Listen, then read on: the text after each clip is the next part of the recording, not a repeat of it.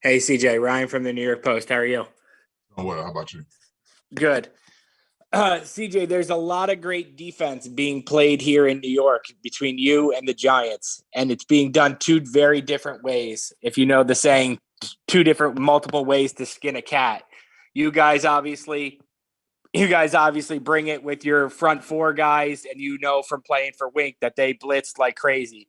Um, I was just wondering if you could talk about those two approaches and how they seem to be there. It doesn't seem like there's just one way to attack a defense in the NFL right now. It seems like you guys are having success doing, from both different ways. Like, what's the mindset here? Is there any similarity in an aggressive defense like the Giants and the way you guys play? I wouldn't say there's too many similarities.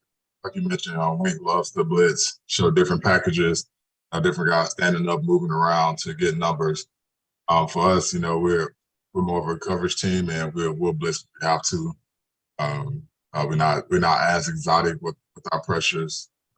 Even though we have a couple of different fronts that we like to do, but like you said, a lot of our pressure comes from our D line, whether it's just and rushing or stunts, and we pride So ourselves in our D line attacking and getting downhill and run and pass game, and our defense thrives off when they're getting hits on the quarterback and causing pressure.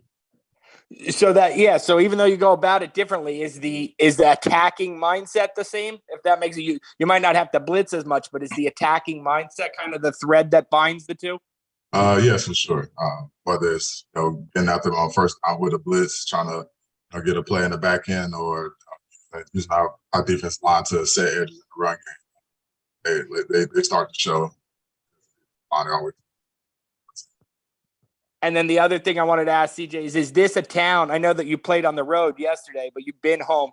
Do you feel like this is a city that loves its defense? If I took you back to the Jets with like Bart Scott and those guys and Rex, or the Giants with Tuck and OC and Strahan, is this a town that you can feel loves its great defense?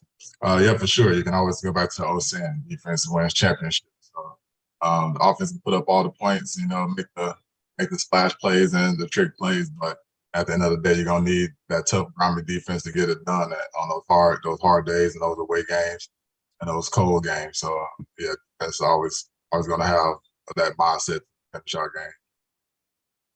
Thank you, CJ. CJ, the news out about Brees Hall being out for the year, just how debilitating is that for the team? It's very tough, especially with what Brees has brought to our team. His mindset, his work ethic, just everything that he's done to get him to this point has been great action there for him. It's always tough to have those kind of injuries middle of the season or any time in the season. As a player, as a teammate, as a friend, it's our job to everything that he's done up to this point to help us. We have to make sure we keep doing the same thing to pay it back to him, because the work that he put in to get to that position, and we know what kind of player he is on and off.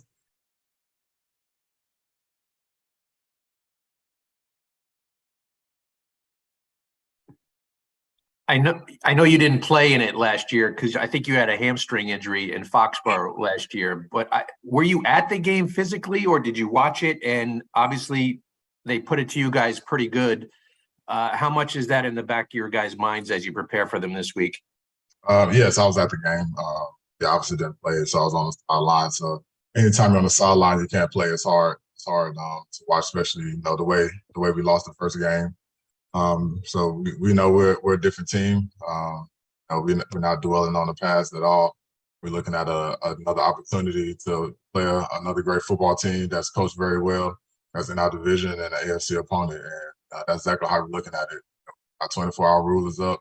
Everybody's excited to get back to work and get back to the grind and try to put our best foot.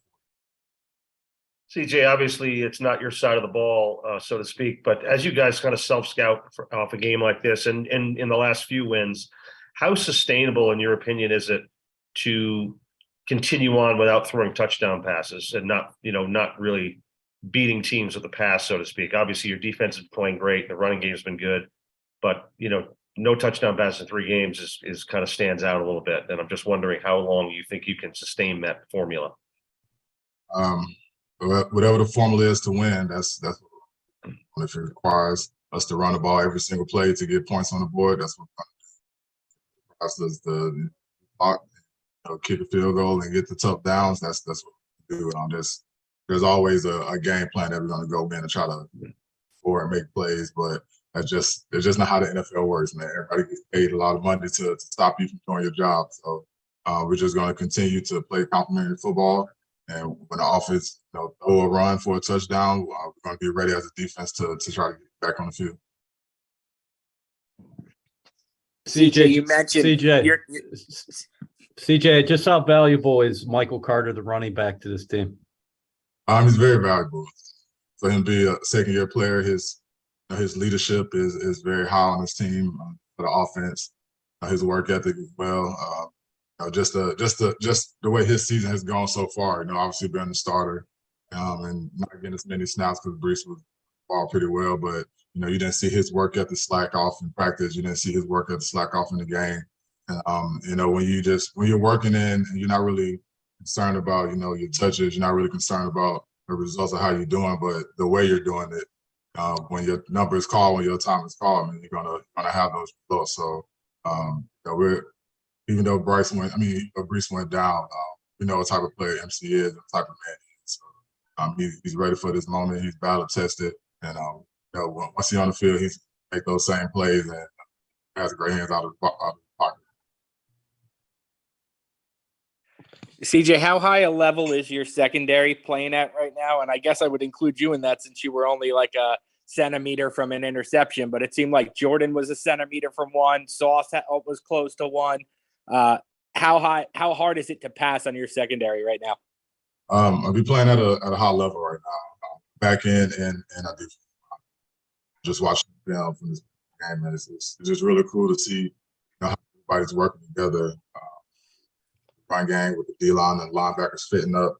Even the few times when we missed our gaps, the D-line was all out, making big time tackles that could have went for more yards, and went for 5 or 6 yards. Obviously, in our secondary, balls in the air, somebody's around, somebody's contesting. Love to see that as a linebacker, and then for the D-line when they're trying to get out to the quarterback.